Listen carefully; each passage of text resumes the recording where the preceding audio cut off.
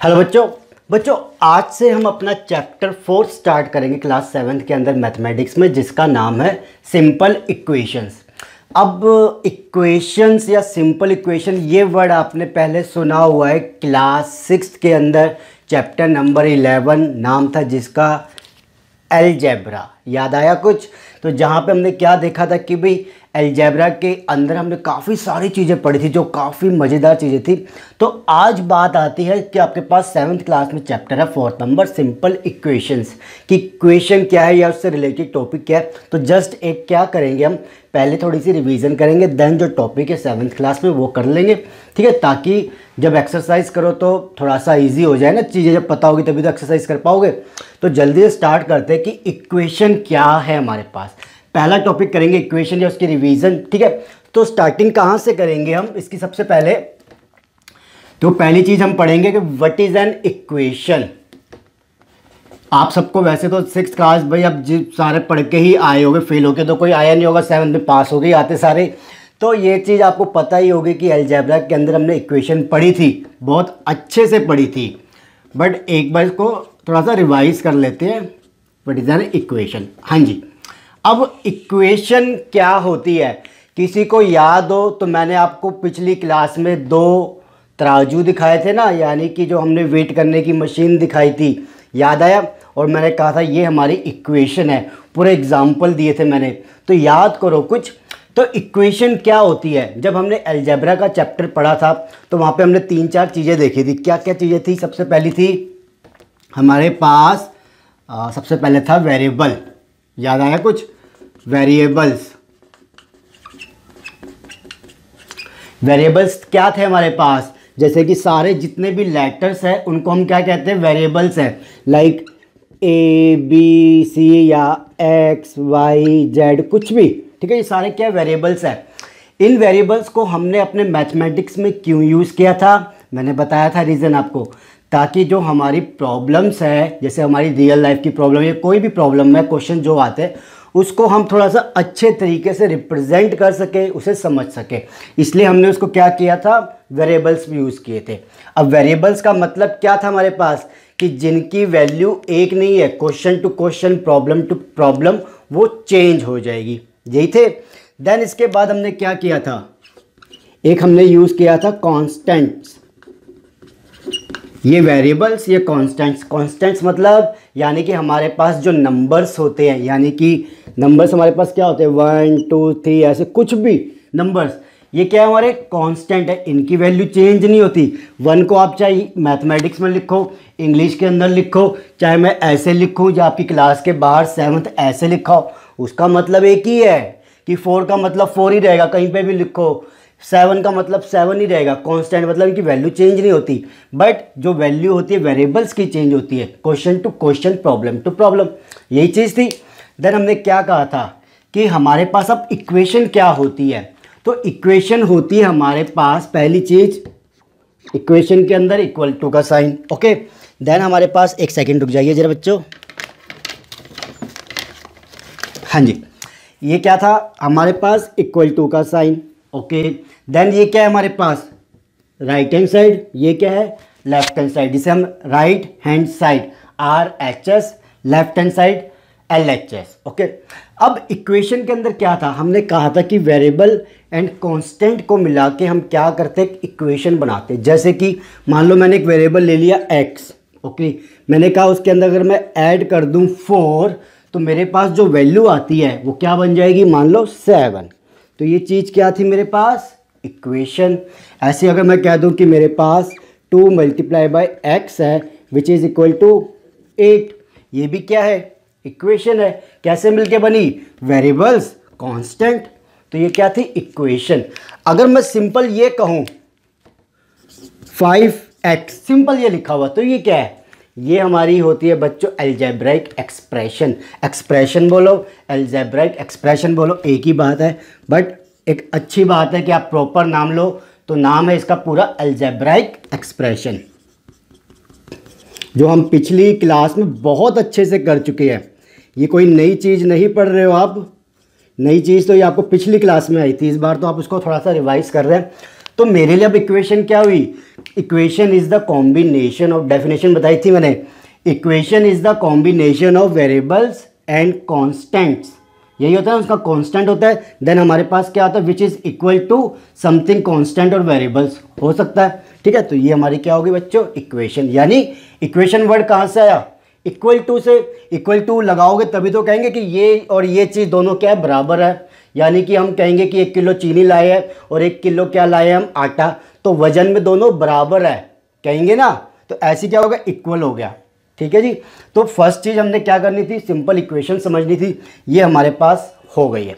अब क्या करेंगे हम, अब आता है बड़ा इंपॉर्टेंट टॉपिक जिसका नाम है हमारे पास बी टॉपिक है, इसके अंदर हम करते हैं, देखो एग्जैक्टली नाम बताता हूँ मैं, convert statement into an equation and vice versa. यानी कि देखो अब हमें ना कुछ स्टेटमेंट दी होगी, हमें उनको क्या करना है, इक्वेशन में कन्वर्ट करना है। लाइक 6 प्लस, मैं बोलता हूँ कि add 6 in x which is equal to 5, ऐसे कर सकता हूँ। तो ये क्या स्टेटमेंट है, उसको हमें कन्वर्ट करना है इक्वेशन में। तो convert statements into an equation, okay. अब जैसे मैं कुछ एग्जांपल आपके एग्जैक्टली बुक से या एक्सरसाइज से ले रहा हूँ ताकि जब आप उनको रिवाइज भी करो तो आपको पता हो कि हाँ ये चीज़ थी, ओके। आ जाइए, सबसे पहला देखो मैंने एग्जांपल लिया आपके एक्सरसाइज का ही है, तो पहला एग्जांपल है सम ऑफ नंबर x। देखो फर्स्ट है आपके पास एग्जांपल,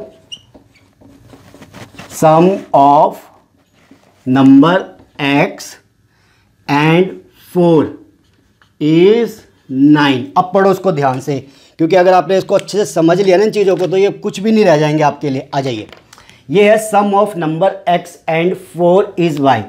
सम करना है किसका, x एंड y का, which is equal to 9। Sum करो x एंड y का आपस में, देन ये क्या हो जाएगा, किसके इक्वल हो जाएगा, 9 के इक्वल हो जाएगा। सिंपल यही तो कह रहा है, सम करना है यानी एडिशन करो x एंड y का एंड क्या कर दो, which is equal to 9, okay. तो उसको ऐसे करना है। देन आपके पास आ जाता है जैसे कि 2 subtracted from y is 8, 2 subtracted from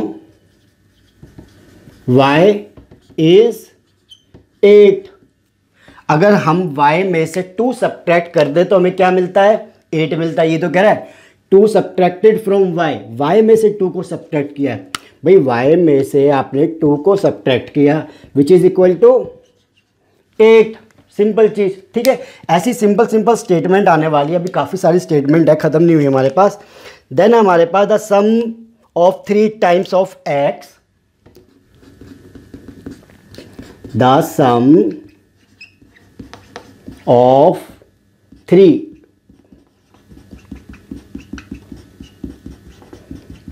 times of x and 11 is 32, okay. अब आपके पास है ये चीज़, वो कहता है the sum of 3 times of x, ठीक है जी, एंड 11 इज 32। वो ये कहता है कि आपको 3 टाइम्स करना है x का, देन उसमें ऐड करना है, सम करना है किसका, 11 का, जो कि क्या हो जाएगा 32। यानी कि 3 टाइम्स का मतलब क्या होता है कि 3 बार गुना करना, यानी 3 टाइम्स, यही होता है 3 गुना। तो कैसे लिखते हैं इसको हम, 3 मल्टीप्लाई बाय x, देन इसमें हमें क्या ऐड करना है, सम करना है 11 विच इज इक्वल टू 32, यही होगा। इसे हम कैसे लिख सकते हैं, 3x प्लस में 11 which is equal to 32, simple जी, ठीक है ना। तो the sum of 3 times of x and 11 is 32, simple चीज़। आ जाइए नेक्स्ट करते हैं। अब नेक्स्ट थोड़ा सा ज़्यादा इंपॉर्टेंट है, ध्यान से देखिएगा क्योंकि थोड़ी सी आपको कन्फ्यूज़न होगी, बट बिल्कुल सिंपल वे में बताऊंगा। बुक में जैसे दिया हुआ है वैसे मत करना उसको, नहीं तो आप बिल्कुल समझ नहीं पाओगे। 1/4 ये आपका एक्सरसाइज में से नहीं है, एग्जाम्पल है, ये आपका मैं बता देता हूँ। एग्जाम्पल आपका है ये बच्चों, फर्स्ट एग्जाम्पल है ये, फर्स्ट एग्जाम्पल का कोई पार्ट है। 1/4 of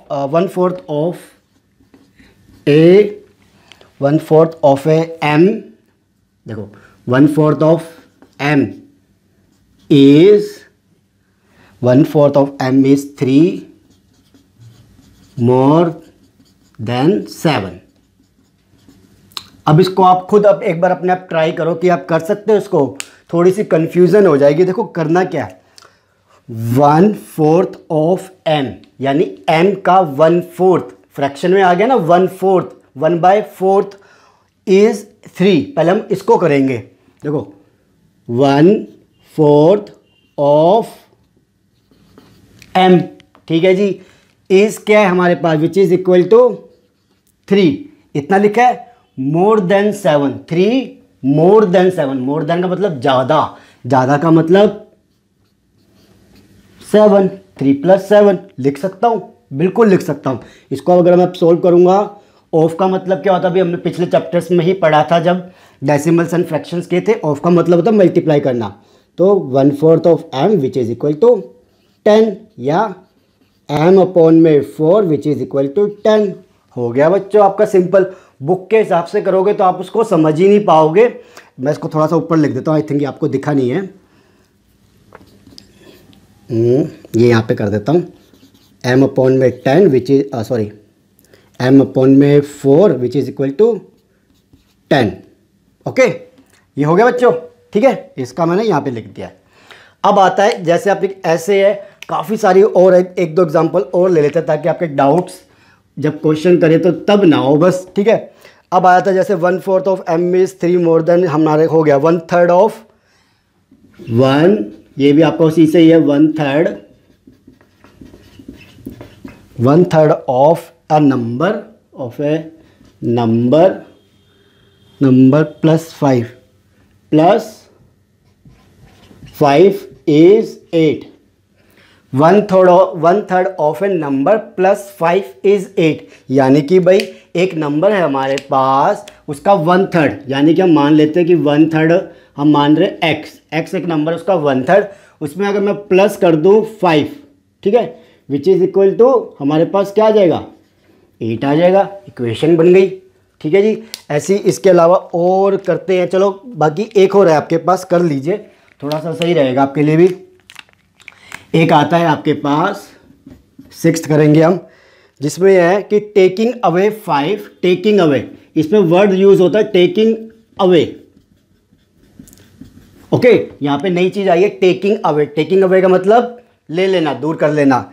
taking away 5 from x is 8, यानी कि अगर मैं टेकिंग अवे 5 ले लूं किस में से, x में से, तो क्या मिलता है, 8, यही बोल रहा है। तो कैसे लिखेंगे, अगर मैं x में से कितने लेने हैं, 5 लेने हैं, तो क्या बन जाएगा वो, equal to 8, simple cheese.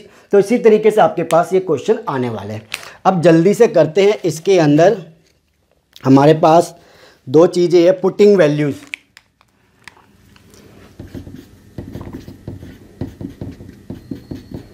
Putting values,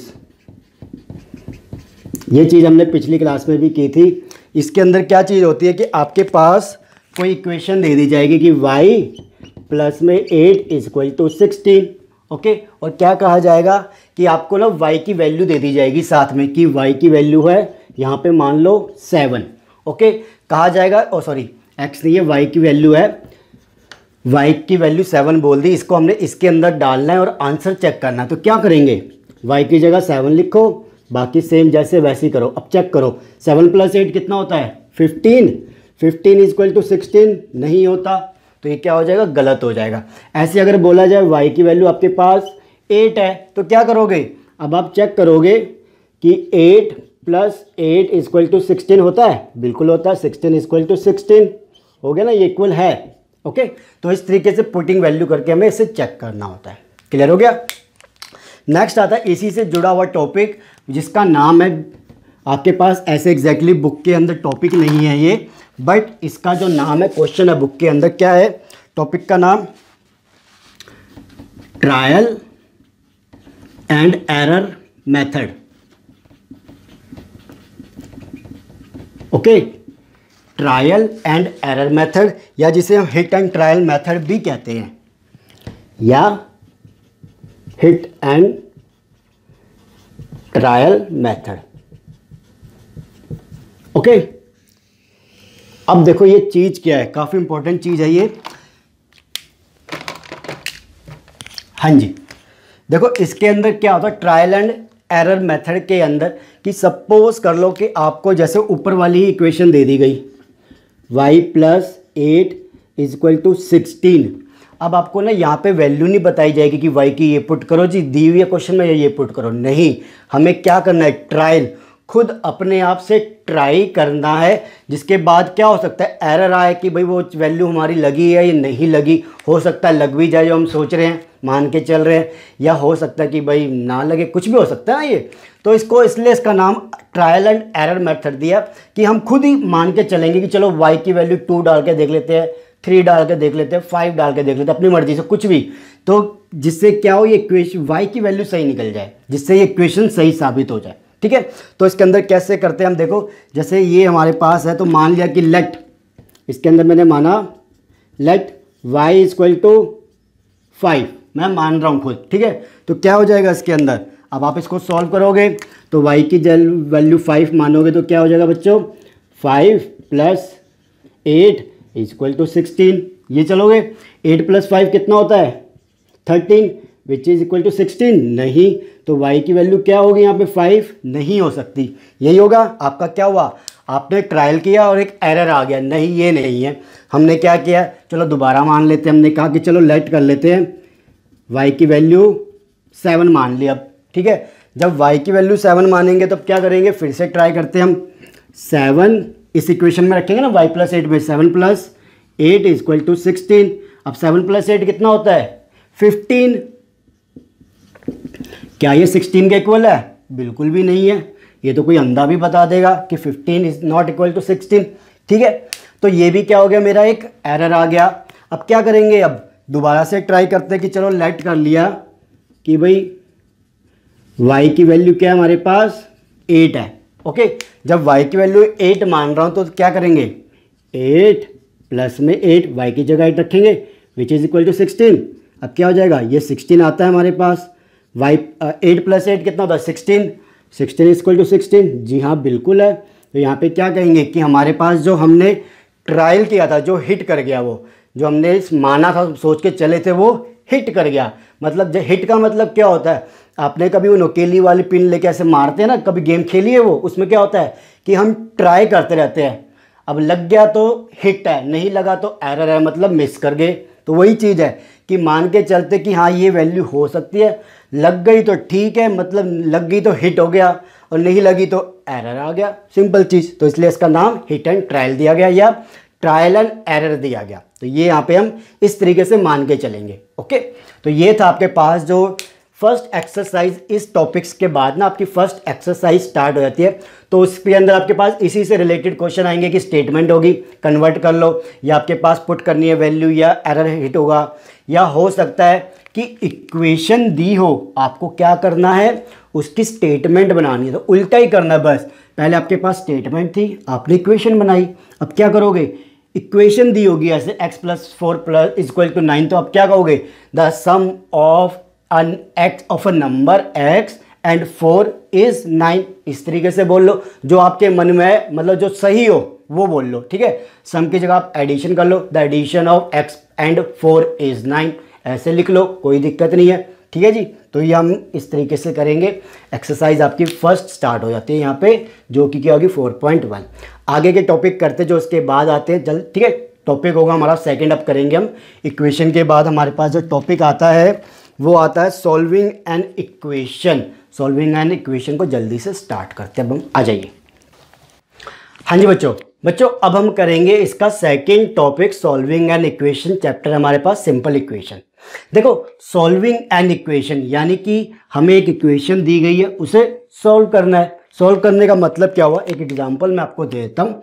जैसे मान लो कि x + 6 = 8, आपके पास क्या है बच्चों, एक इक्वेशन है ना। ठीक है, यहाँ पे इसको सोल्व करने का मतलब क्या हुआ, आपको वैल्यू फाइंड करनी है, किसकी वैल्यू फाइंड करनी है बच्चों, आपको x की। सिंपल सी बात, x की तो वैल्यू फाइंड करोगे, बाकी तो सब हमारे पास क्या है, कांस्टेंट है।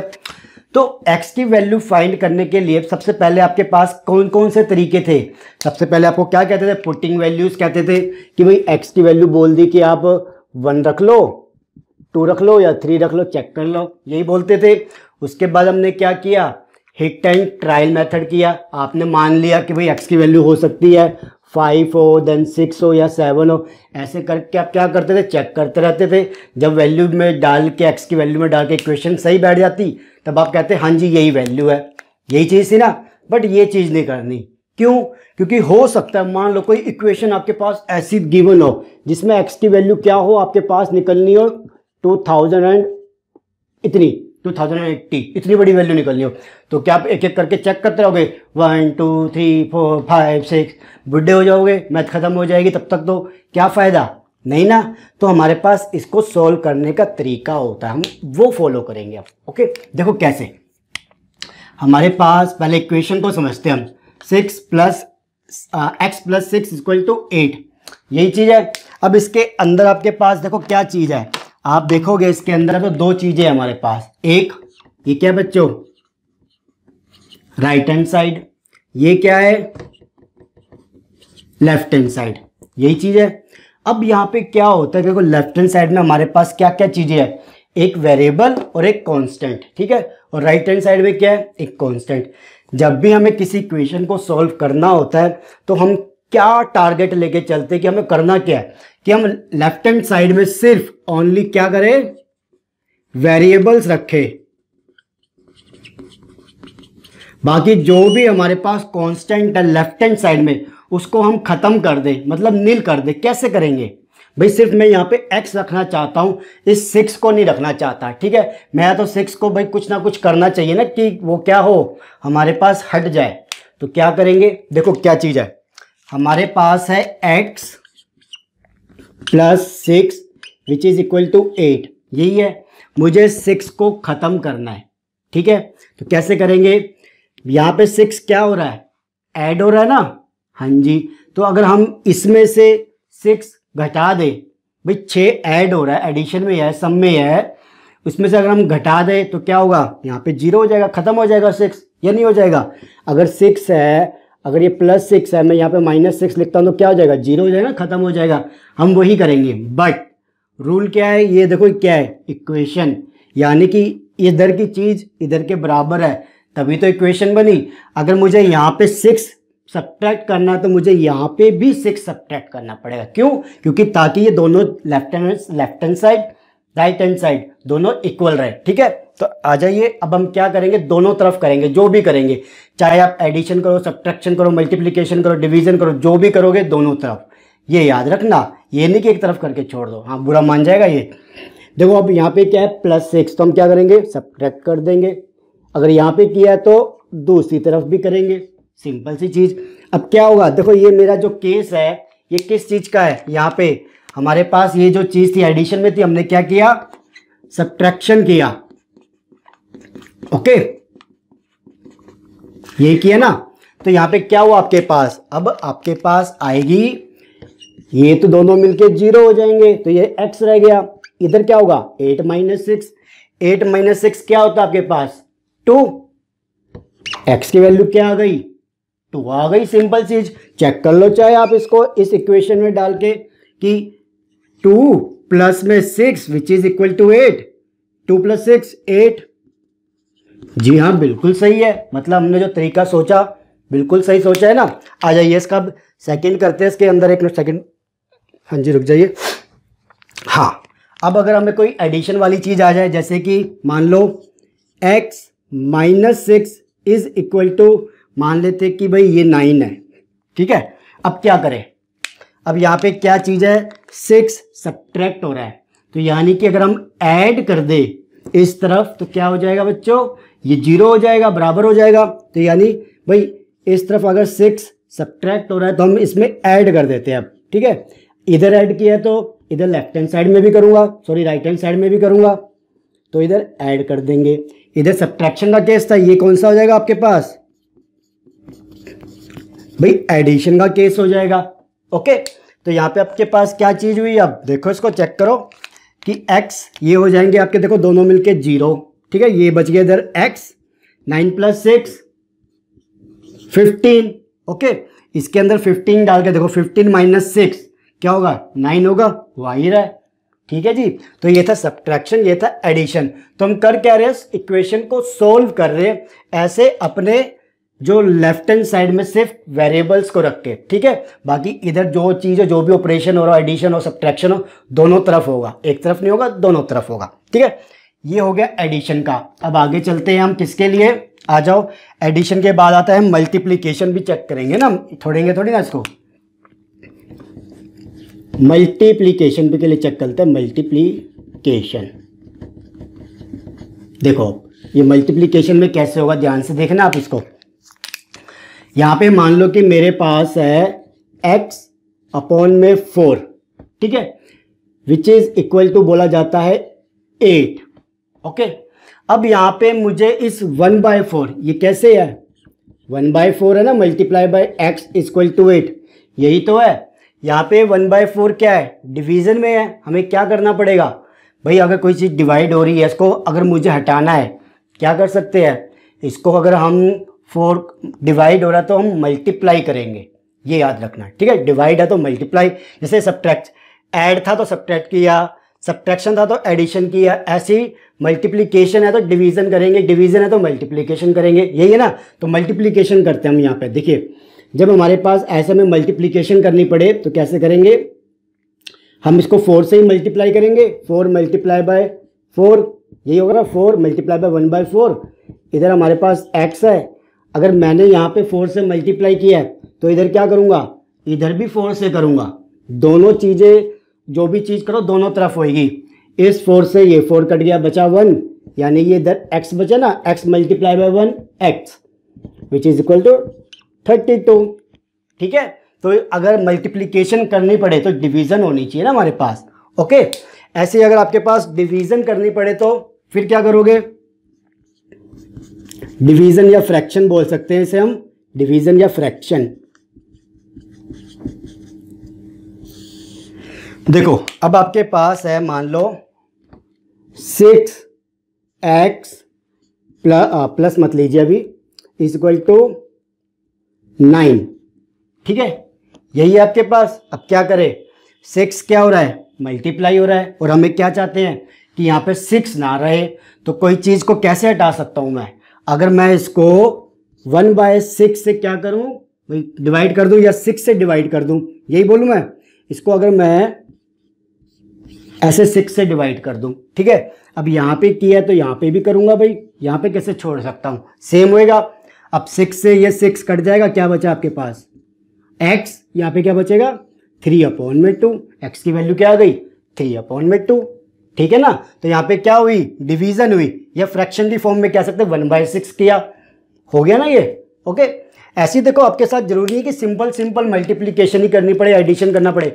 हो सकता है एक इक्वेशन में 2 ऑपरेशन लग रहे हो, एडिशन भी लग रहा हो, देन उसके बाद क्या लग रहा हो, डिवीजन या मल्टीप्लिकेशन। कर लेते हैं कि क्वेश्चन कर लेते हैं ताकि अच्छे से हो जाए।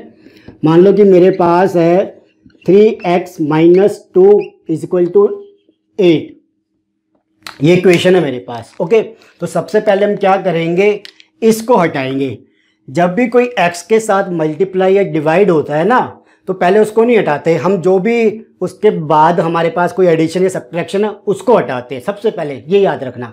ठीक है, अब क्या करना हमें, इसे हटाना है, तो ये है यहाँ पे सब्ट्रैक्शन। हम क्या करेंगे, एडिशन करेंगे ना, तो ऐड हम लिखेंगे 2 बोथ साइड, ये लिखना जरूर आप भी।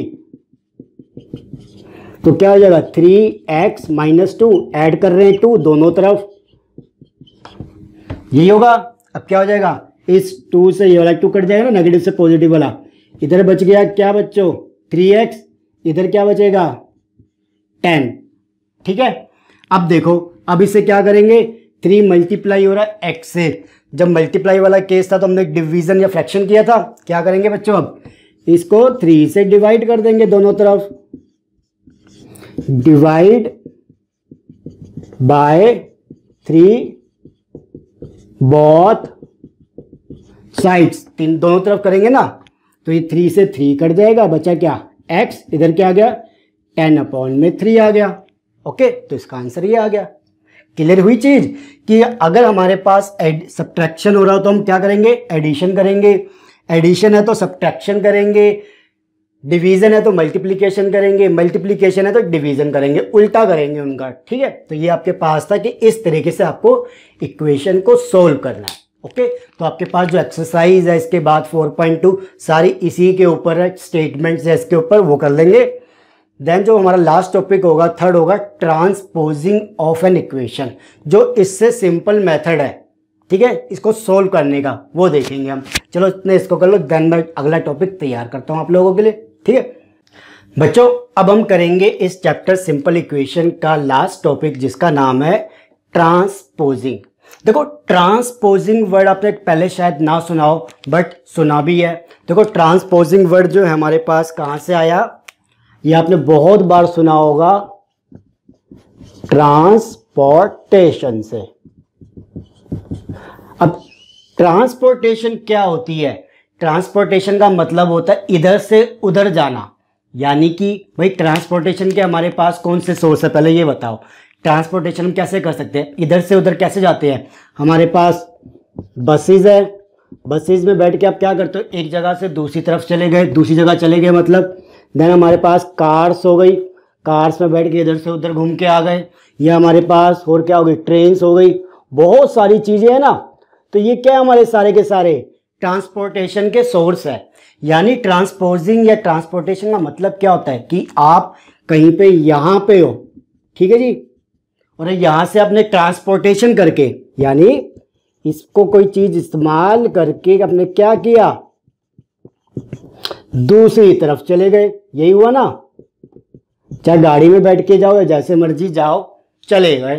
तो हम अपनी इक्वेशन के अंदर भी यही करने वाले हैं, ट्रांसपोजिंग।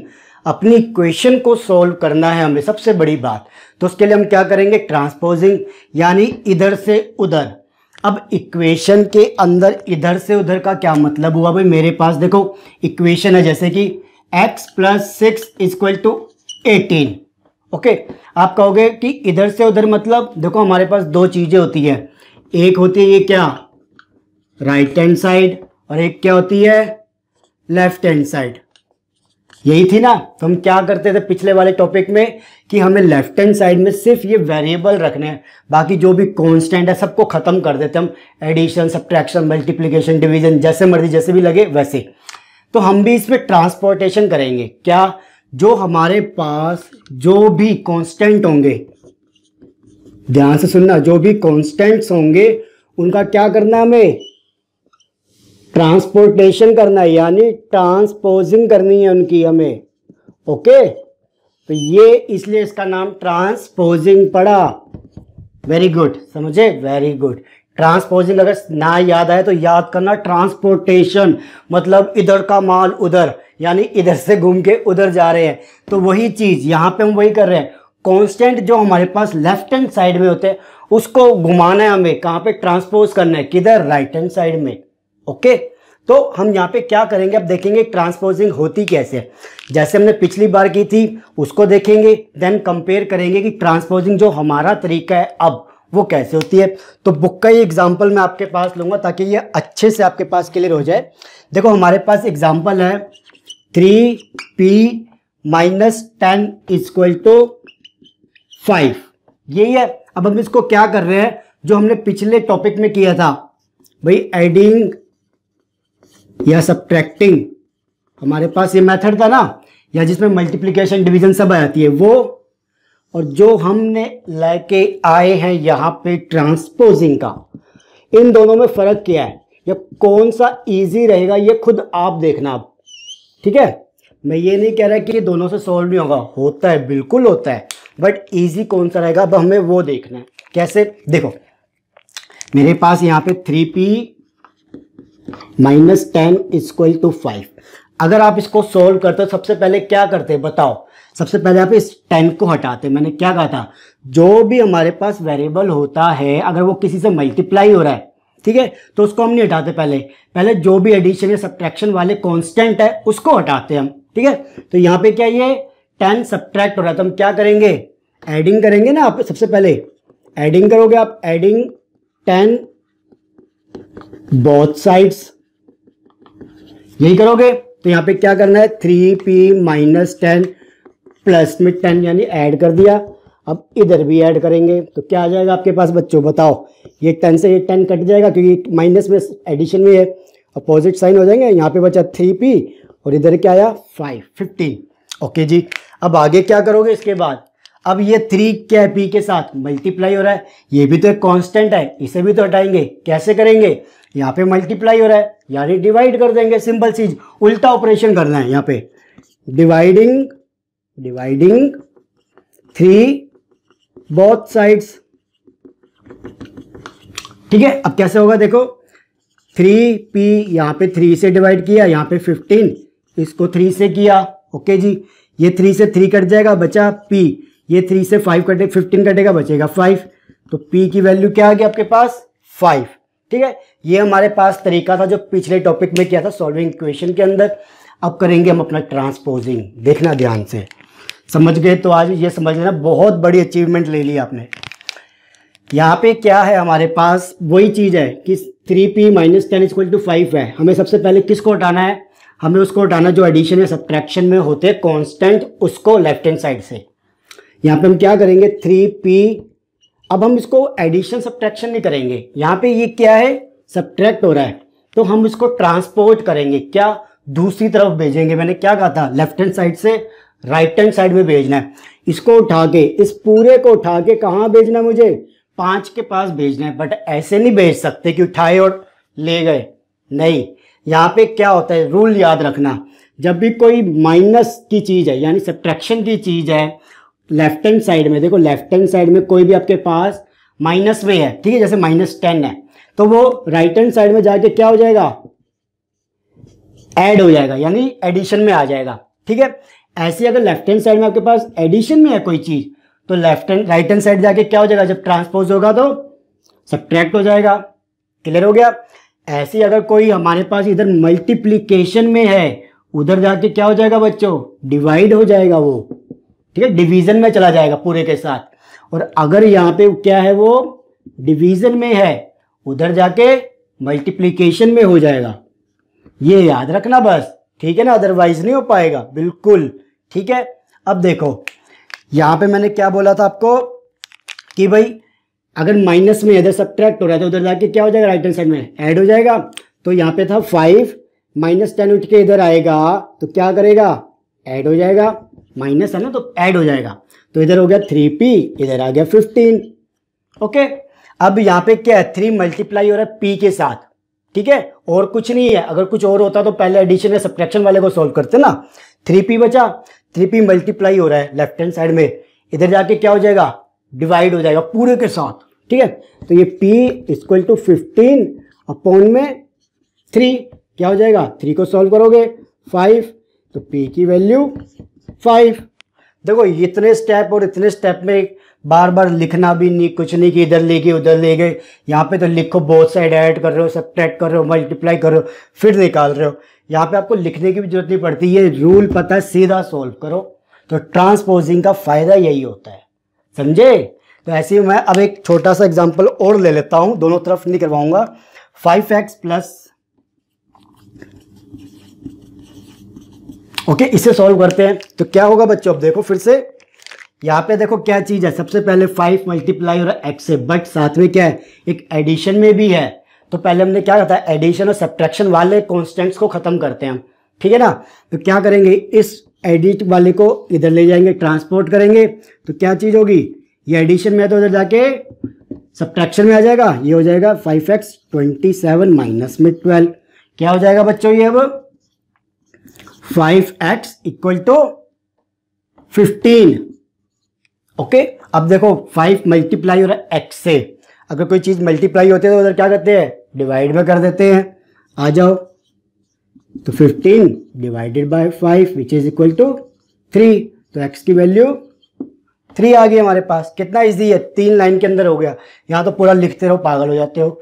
तो ये ट्रांसपोजिंग मेथड अब आपके पास चलेगा एक्सरसाइज 4.3 के अंदर, याद रखना। ठीक है, देन ये टॉपिक, ये चैप्टर हमारा खत्म होता है और आगे जाके आपको उसको ऐसे ही सॉल्व करना है। ठीक है, हम ये नहीं कहते कि ये गलत मेथड है, नहीं, सेम चीज निकलती है, बट ये थोड़ा सा बड़ा मेथड है। ठीक है, बार बार लिखो तो थोड़ी सी दिक्कत रहती है। यहाँ तो सिंपल सोल्व करते जाओ, रूल पता है, सोल्व करते जाओ, बस सिंपल कर लो इसको, ट्रांसपोजिंग को जल्दी करेंगे क्वेश्चंस इसके। ठीक है चलो take care, bye, thank you. And video अच्छी लगे तो प्लीज अब लाइक करके जरूर जाना कि ट्रांसपोजिंग के नाम पे एक लाइक तो बनता है इस बार। ठीक है, थैंक यू।